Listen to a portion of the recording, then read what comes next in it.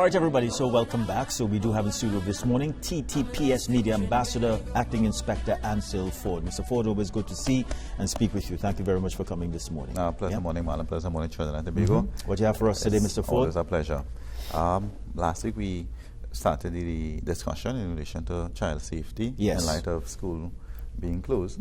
And we just want to continue that discussion and speak to parents and guardians on some other areas. We dealt with home and the safety. We dealt with beach camps and so on, or camps that children may go to. All right, but just to revisit some aspects of home, right? Why it is that the parents and the or guardian has to work, we understand that. However, we still want to reinforce your responsibility as it relates to your child, and we are speaking about persons under the age of 18 years. Now, social media is something that our children tend to be engrossed in. Yes. Yeah? And oftentimes, even as a parent, to be, let me say, factual, I may not have that time to monitor, to pay attention to the content that my children are exposing themselves to. That's the new babysitter for some parents now. Well, that's a fact, yes, because it keeps the child occupied whilst you could attend to your other stuff. However, we have to, as parents, have that conversation with our children about the harsh reality of social media and some of the ills that is there waiting, I want to say lurking for that unsuspecting child, so that the person at the other end can take advantage and befriend that child and see how best they can arrange to meet with your child. And their intention is not one that is laudable. Yes? Yeah. So we, the parents, have to speak to our children in terms of being very careful whilst being on social media, what content they expose themselves to, what information that they give about themselves in terms of name, address, sharing of photos. All of these things are things that we need to explain to our children about the ills and why it should not be done, and try to ensure that they understand. Yes? Fake profiles. Not everybody who appears to be a child by way of a photo on a profile means that that person is a child. It is not someone that is of your peer. And parents, again, need to explain that to the child.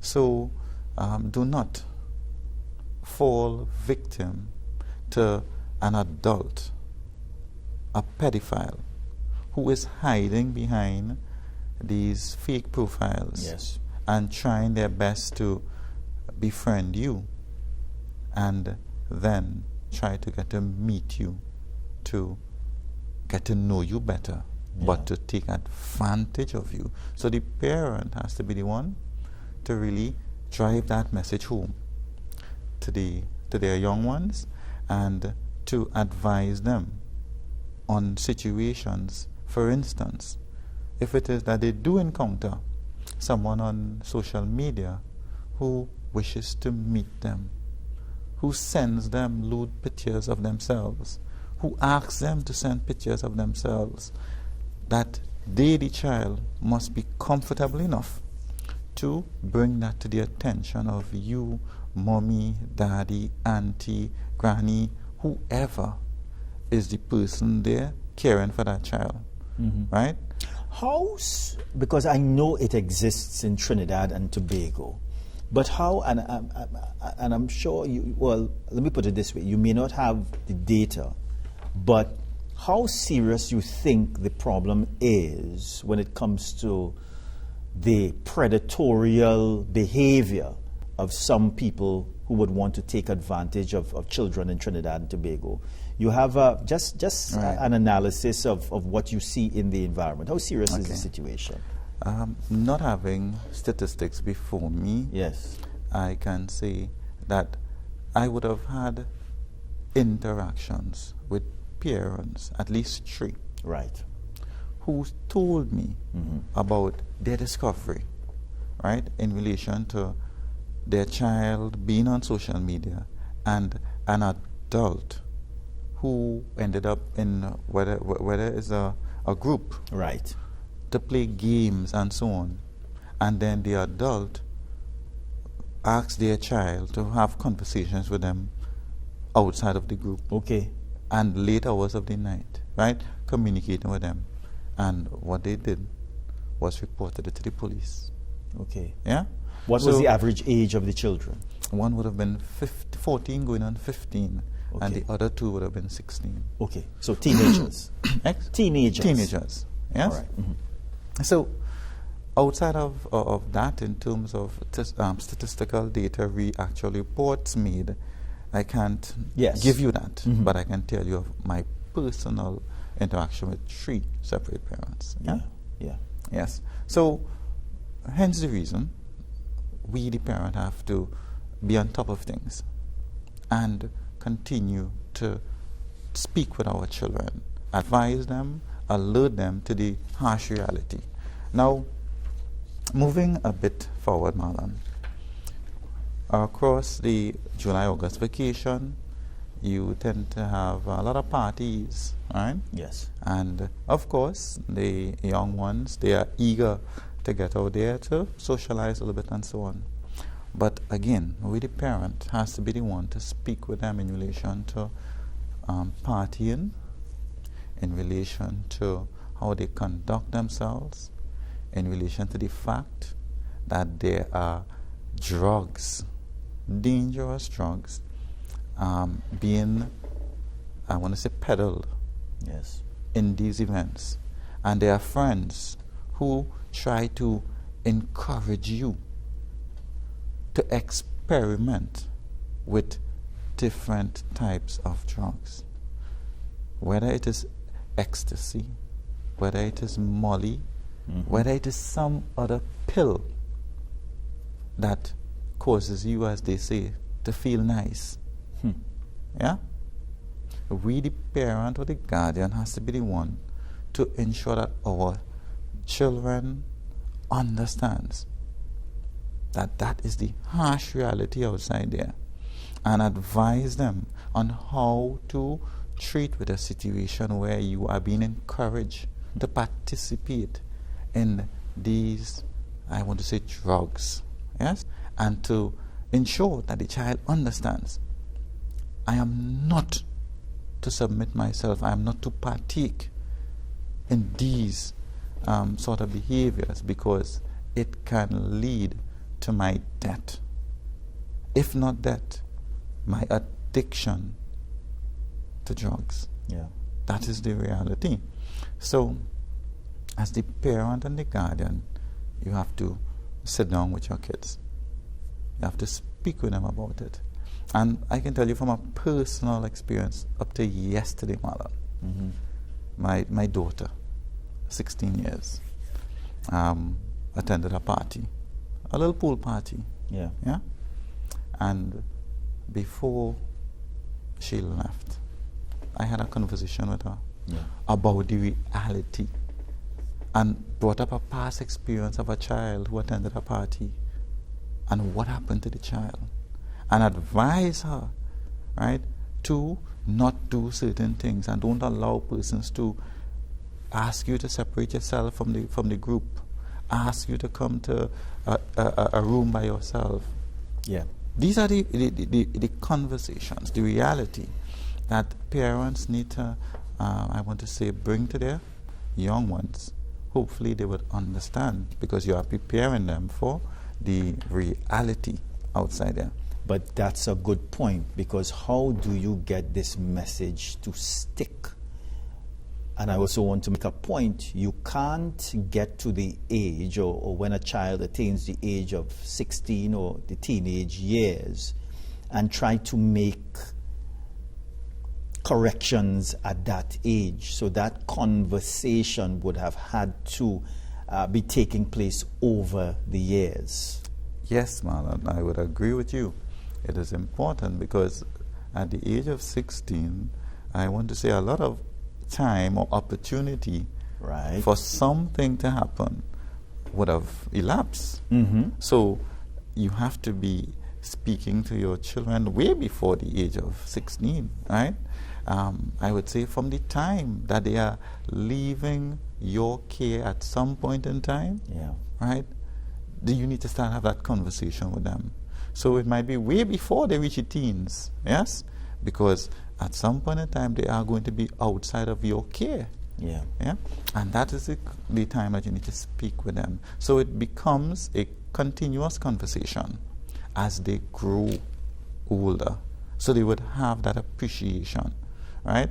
Because you are simply speaking to them because of the love and the care that you have for them. Yeah. But you know, another point, but it has to be a science. And I say that because while I was growing up, there was always alcohol around. Yes. There was drugs around. But I never got the urge to try it. That's one. Two, it's very, very difficult for any individual to influence me. However, there is, or it could be deemed, a fallout from that. Yes. Because when you take certain positions as a young person or in life, you don't have a lot of friends, you know. It could be very, very lonely. Yes. When you take that straight and narrow, it could be very, very lonely and very, very difficult. You are isolated. Right? So you do have persons who are the popular people sometimes, and you know, they involved in all sorts of beautiful things that you may deem as beautiful. So the question is, how do you stay away from the influence and take this straight and difficult task and be happy in all of this? Well, Marlan, it is a challenge. It is. Particularly for, I want to say, young people, because of that sense of wanting to be accepted, wanting to be let us say, seen as one of us. Yes. So you find themselves, or you find that they are placed under a lot of peer pressure. Peer pressure. That same sort of influence that you said that you were able to withstand, right, by not allowing yourself to be influenced. Some young people, because of that peer pressure, and I want to say that lack of preparedness, because the parent or the guardian may not have taken that time to prepare them for that sort of reality and advise them in terms of how to treat with that sort of situation. These young people, sometimes they give in to the peer pressure, and they go about now to experiment, and that is where it all starts to go downhill, right? It's dangerous out there, you know. Not all of us, and I speak generally now, not all of us has that sense of willpower, that control, that discipline to say, well, here what? I'm not going to be a part of that. And if it is you all isolate me, that's not a problem. Not all of us are like that. Buy 2 puppies. That's the safest way to go. You need friends. Buy 2 dogs. So that conversation, Marlan, has to be continuous. Parent, guardian to their children. Now, as it relates to young drivers, right? So we do have a lot of persons finishing school around this time. A lot of children, male and female, will be going for their license, and they are going to be on the road before they reach the age of 18, because at the age of 17 onwards, you can lawfully be on the road with your driver's permit, yes? Yeah. Now, parents have to speak to their children about the road rules, the necessary discipline, the sort of maturity that you have to have when being on a road in charge of a motor vehicle. A vehicle is not a toy. It is not something that you play home with and you say, you're speeding and you're doing all kind of stunts. That is not what you do in reality. So peer pressure on a young driver is a serious, serious issue, because you have the ability to have access to a vehicle and you are the driver with your friends, and here it is. The friends can be encouraging you to drive fast, to make some risky maneuvers, right? In terms of cutting in, cutting out, taking over vehicles, driving on the shoulder. Sometimes the children actually see these things, huh? And the sad part of it, sometimes we, the parents, are the ones who demonstrate that sort of recklessness to them, right? So parent, again, we have to speak to our children who are on the road in relation to road safety, obeying the laws, and driving, I want to say, within the speed limit, not consuming alcohol whilst you are in charge of a motor vehicle. These are the conversations we need to have with our children, yes? Now, on a separate note, Marlan, children are finishing school, and a lot of them, they want to work. Yeah, they're looking for a little job, be it over the August vacation, to earn a little income. Now, there is a sort of confusion from the employer's perspective. The fact that the person would be under the age of 18 years, the employer may feel, I cannot employ you. Yes? Now, the law is not saying that you cannot employ a young person. It is unlawful to employ someone who is under the age of 16 years. Yes? But if it is that the person is under the age of 18 years, but 16 and over, it is not unlawful for you to employ that person. Right? And I will just read specifically what Section 105 of the Children's Act says. Subject to Section 106, a child under the age of 16 years shall not be employed or work in any public or private undertaking or in any branch thereof, other than undertaking owned and controlled by members of the family, and any person who employs any such child commits an offense. The law is clear in relation to someone under the age of 16, yes? And by way of what Section 105 says, right? In relation to Section 105, right, a child in school for general vocational or technical education or in other training institution, a child at least 14 years of age, in undertaking provided that the child is carried out in accordance with conditions prescribed by the minister with responsibility for education, after consultation with the organizations of employers and workers concerned, and the work is an integral part of 1. A course of education or training for which a school or training institution is primarily responsible, a program of training mainly or entirely an undertaking which program has been approved by the minister with responsibility for education, a program of guidance or orientation designed to facilitate a choice of an occupation. Now, what 106 says, as much as employing someone under 16 years is said to be unlawful, for these particular purposes, right, where it is school-oriented, approved by the Ministry of Education, it is not deemed to be employment. Yes, it is seen in the context of on-the-job training or preparing that child for employment. Yeah, so if an employer wishes to employ someone who is 16 years and over, but not 18 years, what you're required to do is simple. Yeah. As the employer. Yeah? What you have to do is to keep a register of any child that you have in your employment, their age, their date of birth. Yes? And that register is subject to being inspected by the, I want to say, inspector from the Ministry of Labor. Yeah. That is simply it. Right?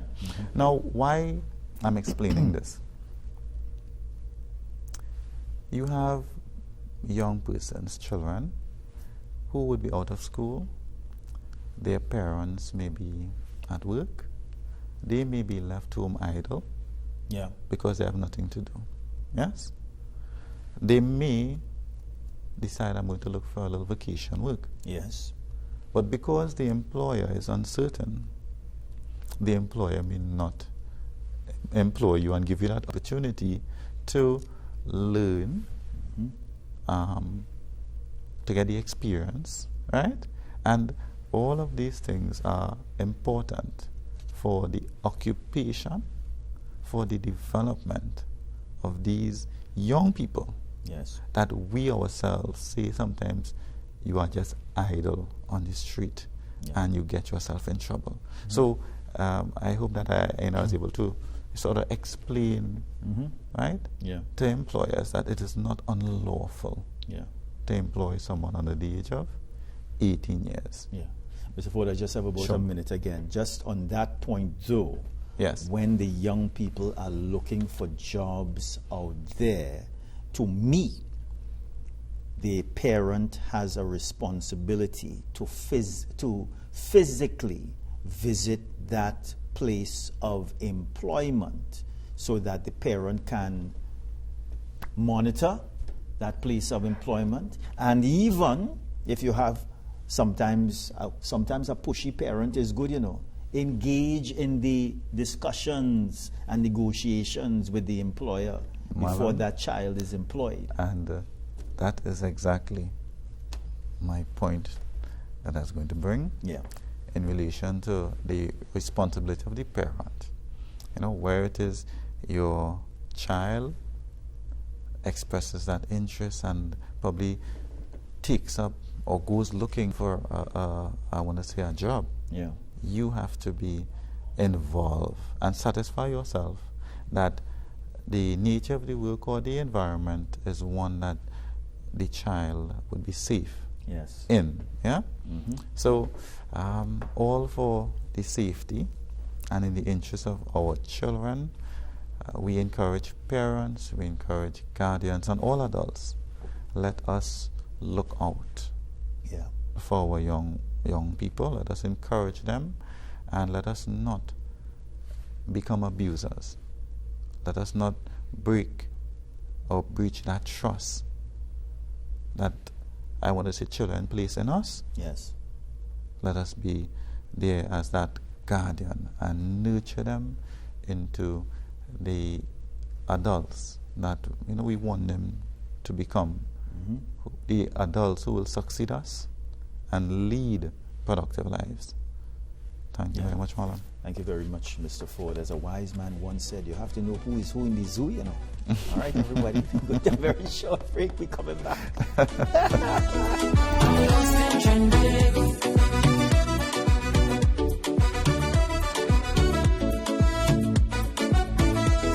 Carnival Monday and Tuesday. Can't wait till we at June.